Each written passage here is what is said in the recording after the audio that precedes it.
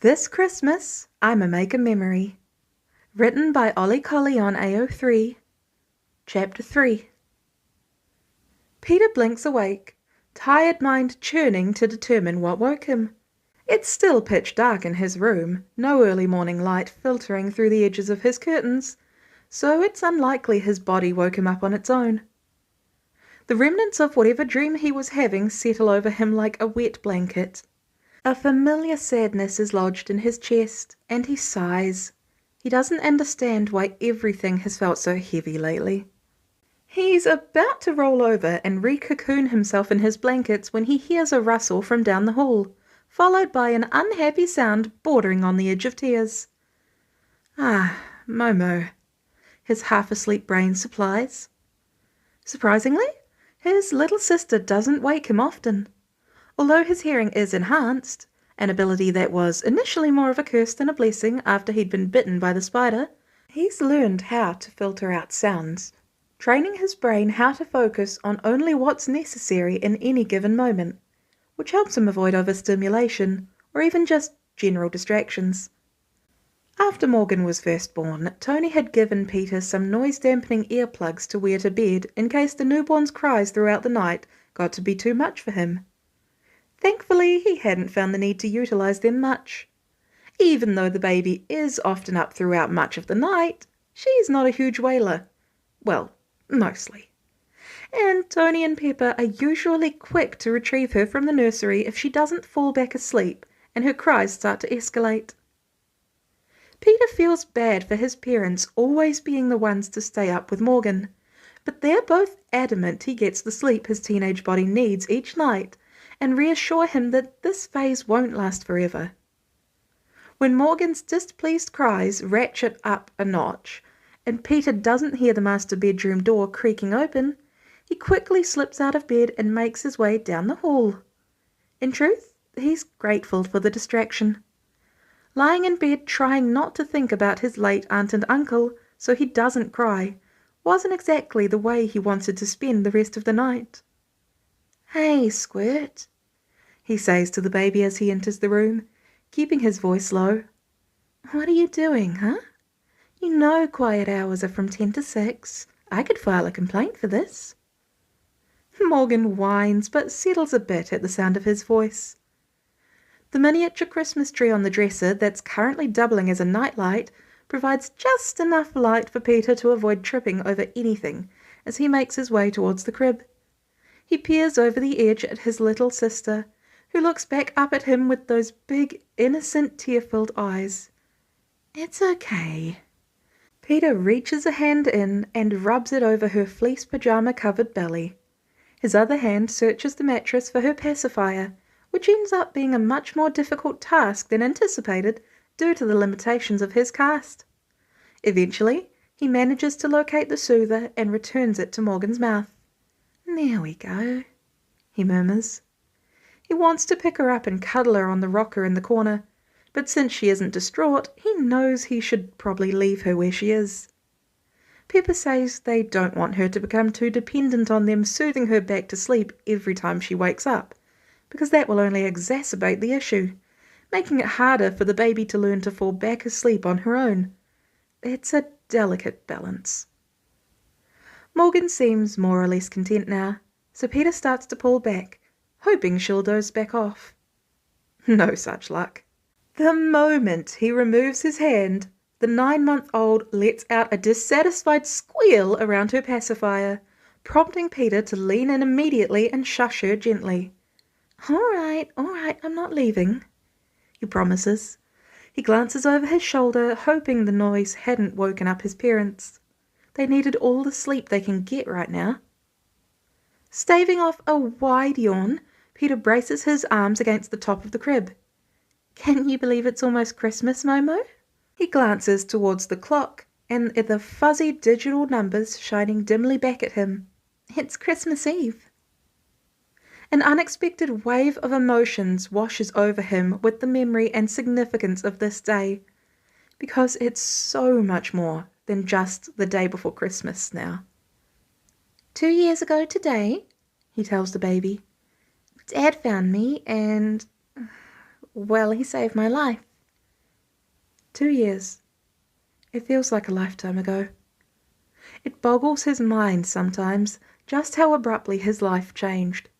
He'd gone from freezing homeless orphan to loved son of billionaires practically within a day. And the chances of it happening the way it all did? If Tony hadn't gone for coffee that afternoon, or if that person hadn't bumped into him and made him spill the drinks, or if he had chosen another alley to throw away the cups. There's 1,000,001 things that could have prevented him from ever stumbling across Peter curled up underneath that tarp. Who knows where Peter would be now if it hadn't been for that chance meeting on Christmas Eve? Peter shakes his head. To this day, he knows it was no coincidence. "I think it was meant to be, somehow," he says, leaning forward to rest his chin on his arms. "That's what my Aunt May would have said. She really believed in that sort of thing, you know, that everything happens for a reason." Morgan blinks back up at him. Peter swallows, throat tightening as he pictures his aunt's smiling face. "Christmas Eve was her favourite." His voice drops to a near whisper as his mind drifts to the memories of past holidays with his family before the Starks. "She put so many lights on our tree. Uncle Ben always told us it was going to catch fire one year. He kept a fire extinguisher in the living room bookshelf just in case." He chuckles, but the sound is a little strained, even to his own ears. Pain twinges in his gut, reminiscent of the piece of shrapnel that nearly gutted him last Christmas. Only this ache is deeper, internal. He sniffs and continues with another of his favourite Christmas memories. "We used to volunteer at the homeless shelter almost every year when May was working. She and Uncle Ben, they loved to help people." A tear lands on his cast. "I miss them," he tells Morgan, whose eyes are now half-lidded as she begins to doze back off. "I miss them a lot. I wish they could have met you. They would have loved you." There it is again. The two warring sides of him that he constantly carries around, unable to imagine his life without Tony and Pepper as parents, and the aching, unrelenting desperation for his aunt and uncle to still be alive. Both things exist at once, tangled together in a web of emotion that's impossible to separate. Logically, he knows loving Tony and Pepper doesn't replace May and Ben. He knows it because of the dull ache of grief that resides in his chest. That doesn't go away just because he has another family now. Yet he still feels guilty sometimes for being happy here. There's a small, unreasonable part of him that worries wanting this life means betraying the one he had before. Like loving Tony and Pepper too much might erase the people who raised him. He knows that isn't true. His aunt and uncle would have wanted this for him. They would be relieved beyond words to know he's loved and protected in their absence. And Tony and Pepper have never made him feel like he needs to forget his past in order to move forward with them. On the contrary, they encourage him to share stories from his childhood and talk about the family he once had. They would never make him feel bad for missing them. But head knowledge and heart knowledge don't always align. A little snore lets Peter know that his sister has finally drifted off to dreamland again. A smile tugs at his lips despite his still teary eyes. "I'm that boring, huh?" he asks with a quiet laugh, lifting his good hand to wipe his pajama sleeve across his face. He stays put for a few more minutes and watches the baby sleep before he steps back from the crib, curling his casted arm to his chest. "Merry Christmas Eve, Momo," he finally whispers, letting the door click shut quietly behind them. The penthouse is quiet, a truly rare occurrence. If Morgan isn't crying or playing and babbling, Pepper is on the phone making important business calls, or Tony is bagging around in the kitchen or his office, or Peter is tinkering with projects in his room.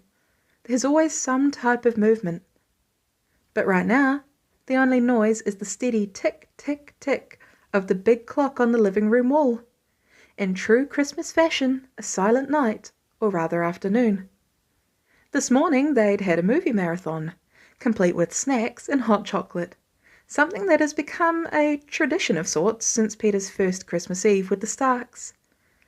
Last year that particular event had been pushed to Christmas Day, Peter drugged up on pain meds and wrapped in his favourite candy cane blanket with his parents on either side of him, and a slew of Avengers sprawled out around the room. They'd spent the day taking it easy and watching all of the holiday classics. That was fun. After lunch today, Morgan had gone down for a nap, and Tony and Pepper had decided to take advantage of the free time to also catch up on some much-needed sleep. They'd offered to play some games with Peter while they had the opportunity, but Peter had politely declined, saying that he was also going to lie down for a while. He'd felt a little bad as the words left his lips, because he had no intention of actually getting any rest this afternoon. After his parents had disappeared down the hall, he'd lingered in the living room, sitting on the edge of the couch while the credits of Elf continued to play on muted TV. Now he stands near the entryway, jacket pulled on and zipped halfway up, his sling tucked neatly beneath it. He checks the hallway once more, eyes and ears tuned for any more sign of movement. Nothing. No crackle of the baby monitor, footsteps, or murmured conversation drifting from the bedroom. Just 3 sets of even breaths. Peter lets out a short, relieved breath of his own, even as his chest clenches with guilt. The idea of sneaking out makes him uneasy, even if what he's planning to do is technically harmless. He's not going anywhere dangerous, he's not breaking curfew or ditching any responsibilities, and he's definitely not going out as Spider-Man. He's just leaving for a few hours to do some good. Maybe some part of him hopes this exertion will help ease the grief that's been shadowing him the past few days. Not for the first time since he'd concocted his simple but nerves-inducing plan, Peter briefly considers waking Tony up. He could just go tap gently on the bedroom door, explain where he's going, and reassure him that he'll be back before dinner and not to worry about him. He can already picture Tony squinting up at him with bleary eyes, hair sticking up in every direction, and Pepper in the room behind them, trying to smile through her exhaustion while reminding him to text if he needs anything. But then he remembers the sound of Morgan's tears this morning, her first teeth trying to grow in, and the pain of teething making her crankier than usual. Remembers how tired both Tony and Pepper had looked as they'd tried not to doze off during It's a Wonderful Life, and how relieved they'd been when they'd realized they'd have a chance to nap this afternoon. Plus, deep down he knows if he tells them what he's going to do, they'll insist on coming with him, and he doesn't want them to feel like they have to do that when they could stay at home instead. They need the rest, Peter thinks to himself. Besides, Morgan needs them here. This is something he can do on his own. Peter's right hand snakes into his coat pocket, fingering the folded flyer tucked away inside, the edges creased and worn from being unfolded and refolded so many times over the past few days. He won't stay long, he resolves, nodding to himself. He'll head over to the shelter, help out for a short time, and be back before his parents and sister are awake and realize he's gone. Easy. Foolproof. Moving quietly, Peter slips his sneakers on, glancing over his shoulder one last time before he steps out of the door, trying to be as quiet as possible. The elevator waits at the end of the hall. He steps inside, presses the button for the ground floor, and lets the door slide closed behind him. Tony isn't sure what wakes him up. He was never a particularly light sleeper until Morgan was born, and then his body very quickly adjusted to his eyes flying open at the slightest buzz of the baby monitor, or anything remotely similar to the sound of cries and whimpers. Parental instinct, he's been told.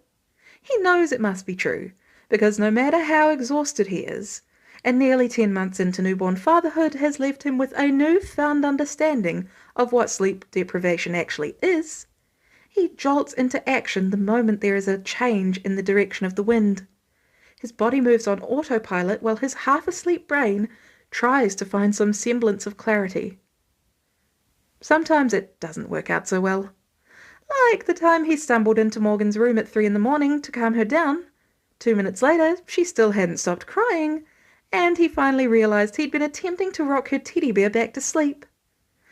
Unfortunately, that wasn't a one-time occurrence, and Pepper finally gave the baby-sized stuffy to Peter to keep in his room instead. Despite the fact that there's no noise to indicate Morgan's awake, Tony finds himself unsettled, unable to doze back off. Pepper is asleep next to him, breathing softly, her gorgeous reddish hair framing her face perfectly. He's careful not to disturb her as he sits up and eases himself off the bed. She needs as much sleep as she can get. He pads down the hall and peeks in on Morgan, who is still fast asleep. A Christmas miracle for sure. "Thanks for the early Christmas gift, Munchkin," Tony murmurs under his breath, a smile ghosting across his face as he quietly ducks out of the nursery. He half expects to hear the telltale shuffling and cries moments later, but all remains blissfully silent. And speaking of gifts, he needs to make sure everything is wrapped and ready to go under the tree tonight. His gift wrapping skills leave something to be desired, but as long as no one can see what's inside, that's what matters. He's definitely going to need Pep's help with that one present, though. Tony yawns, pausing at Peter's room on his way back down the hall. The teen store is shut, but there's no telltale snores drifting from under the crack at the bottom. He taps on the wood before pressing on the handle and poking his head in, expecting to find the kid reading or tinkering at his desk.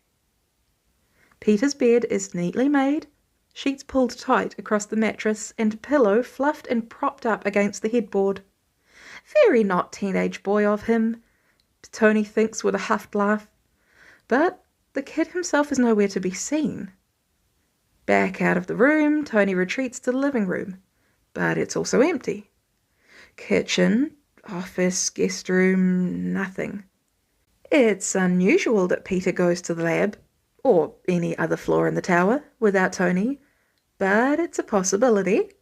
SI is closed for the holidays, so there'd be no poor R&D interns for the kid to pester today.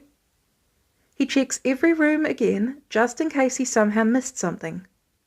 "Fry?" he finally asks his AI, once he circles back into the living room, which he should have done in the first place. "Where's Peter?" "Peter is not currently in the building." Tony blinks. "Say that again, girl." "Peter is not currently in the building," Friday recites. "He left via the private elevator approximately 28 minutes ago." No. No, absolutely not. Memories of the past 2 Christmas Eves come back to the forefront of Tony's mind in a panic-inducing rush. Where would Peter have gone? Surely not out as Spider-Man. He has to know better than that. Plus, Tony is 99% sure that the sleeve of the suit wouldn't fit over the kid's bulky cast anyway. Not to mention there is no way he'd be able to swing in his condition. "Would you like me to track his phone?" Yes, track it." Tony interrupts in a strained voice, the question breaking him out of his spiral and jolting him into action. He's already moving towards the door, grabbing a jacket off the rack on the wall as he goes. "Where is he?" "Tracking." He slams his palm against the elevator button, anxiety rising in his chest as he waits for it to arrive. The digital sign displaying the floor number is counting up far too slowly for his liking. Tony rubs at his chest as if it will slow his rabbiting heart. He wonders if this had anything to do with their conversation that got interrupted the other night. What had he missed? His gaze slides downward, catching on a folded piece of paper on the floor just in front of the elevator door. He scoops it up and opens it, frowning at the logo in print that greeted him. At the same moment, Friday rattles off a series of coordinates, following up with, "The building seems to be associated with Food Emergency Aid Shelter and Training, or FEAST, a local homeless shelter and soup kitchen." Realization dawns on Tony. He remembers, vaguely, the kid mentioning something about the shelter a couple weeks ago. Why wouldn't Peter have asked again today? Or at the very least let them know where he was going? The elevator lets out a ding as it arrives at the penthouse level, and the doors slide open. But Tony doesn't move. He stares at the crinkled paper in his hand while he tries to process this new information.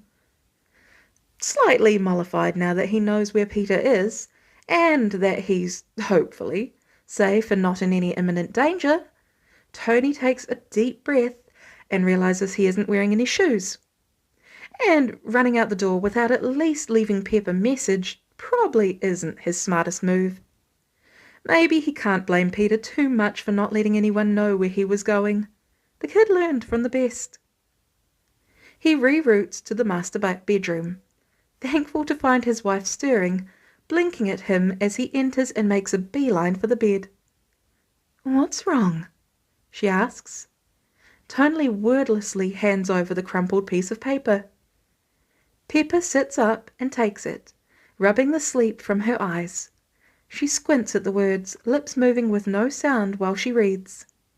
He clocks the exact moment it hits her. She covers her mouth with one hand, a mixture of horror sparking in her eyes as she lifts her gaze to meet his. "The shelter where his aunt worked. We were supposed to volunteer for the Christmas Eve dinner." "Mm-hmm.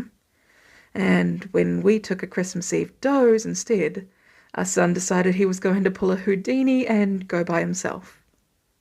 Pepper's eyes widen further. "What?" "Yeah, I wake up and he's just gone. Poof, disappeared. About had a heart attack." He grouses, still not quite over the burst of panic he'd experienced. Fry tracked him. He's at the shelter. Pepper frowns, fingers running over the creases in the flyer. "I was supposed to put this on the calendar. I told him we would go, but with all the chaos going on lately, I completely forgot. Oh, poor Peter." "Why didn't he just ask us again? We would have taken him." "Tony." Pepper places a hand on his arm. "You know how he is." Yes, Tony does know that. He hates that even after being a part of the family for 2 years, the kid still sometimes hesitates to share his own needs and desires because he fears being seen as an inconvenience. He's far too observant, too. With Morgan's teething and sleep regression, it's no secret that Tony and Pepper's sleep schedules have been suffering tremendously as a result. Chances are high that Peter has been purposefully avoiding asking for anything that he thinks could cause them extra stress or work. Here Tony was worried that Peter was missing his aunt and uncle this holiday season, all while inadvertently causing more pain by forgetting the one thing the kid asked to do to keep their memory alive. "We screwed up," he says, the corners of his mouth twisting downward. "Big time." "Right," Pepper agrees, voice hardening into a tone of resolve. She stands up and raises one eyebrow at him. "So, let's fix it." Peter is halfway through refilling a tray with fresh bread rolls when the ache in his broken arm starts to outweigh the distraction of keeping busy. He shifts his arm, quickly adjusting the sling under his plastic apron to see if that helps, and keeps working. The shelter is packed, even more so than usual, which makes sense. And the line hasn't gotten any shorter since he arrived. He likes it that way, though. More things to do means less time to think. Less time for guilt and grief to creep in. Guilt that he left the penthouse without anyone's knowledge or permission. And grief from being back in the building he spent so much time in throughout his middle school years. Memories of May reside in every corner of this place.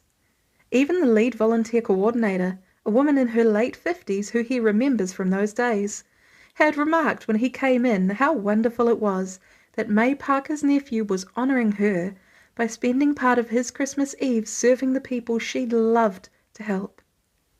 "Thanks, honey," a lady says as he places a roll on her plate.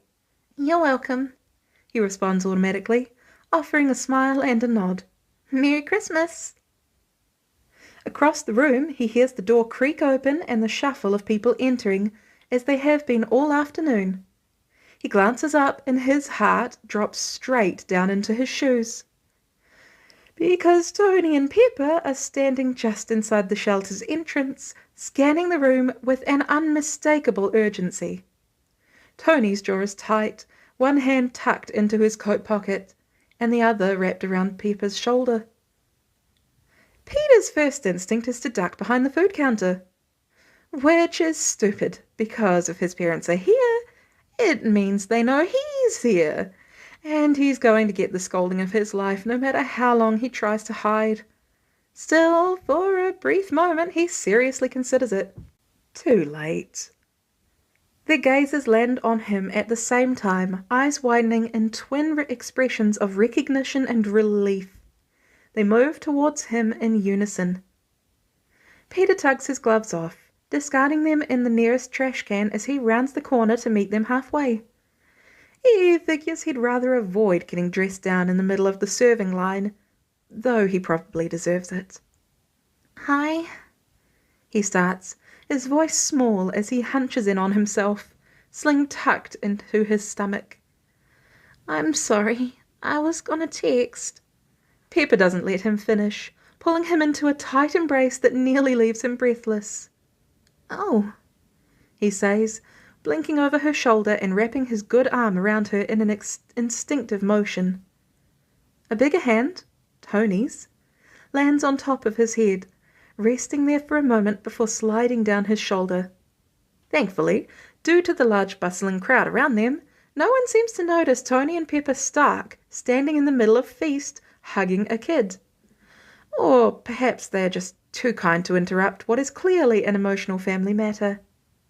"We're so sorry, honey," Pepper tells him, pulling back enough to see his face, but keeping her hands on his arms. "It's our fault. We forgot you had asked about coming to volunteer here today." "We dropped the ball," Tony adds. Peter shakes his head, wondering why on earth they're apologizing to him when he's the one who caused a problem. "No, it's fine. I know you guys have been busy and it's absolutely no excuse." There is no room for argument in Pepper's voice. "We forgot something that was important to you. That's on us." Peter nods, throat tightening.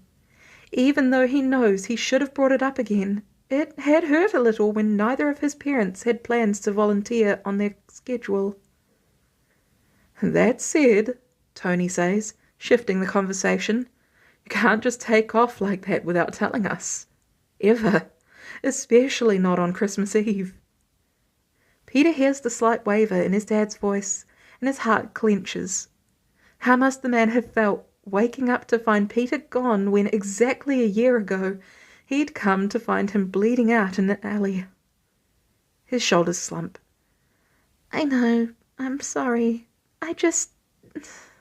Morgan was finally asleep, and I didn't want to wake you up, so I thought—" "You thought wrong," Pepper interrupts firmly.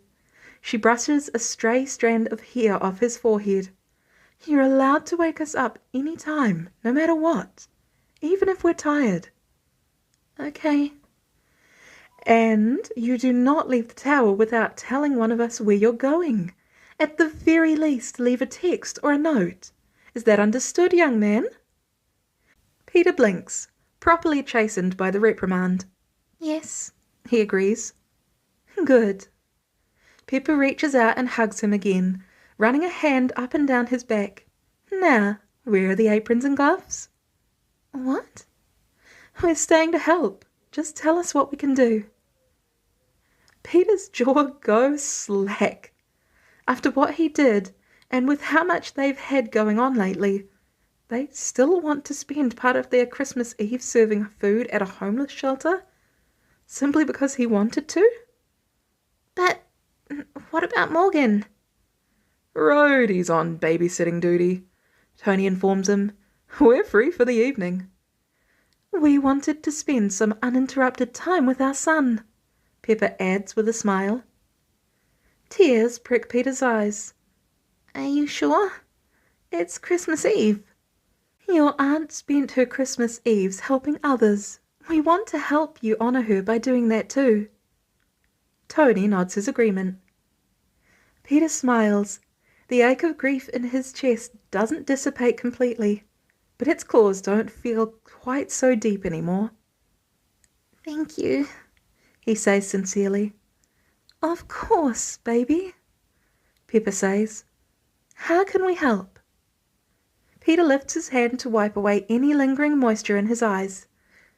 We'll have to find Mrs. Carpenter. She's the volunteer coordinator. He shoots a dubious glance towards Tony.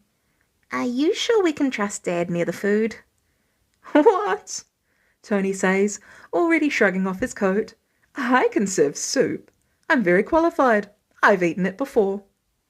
Peter can't stop the laugh that bubbles up at the ridiculous words, though the sound comes out as a borderline sob for some reason. We're not serving soup today, he says. It's Christmas Eve, turkey dinner. Well, I'm sure I can figure that out too. Just point me in the right direction.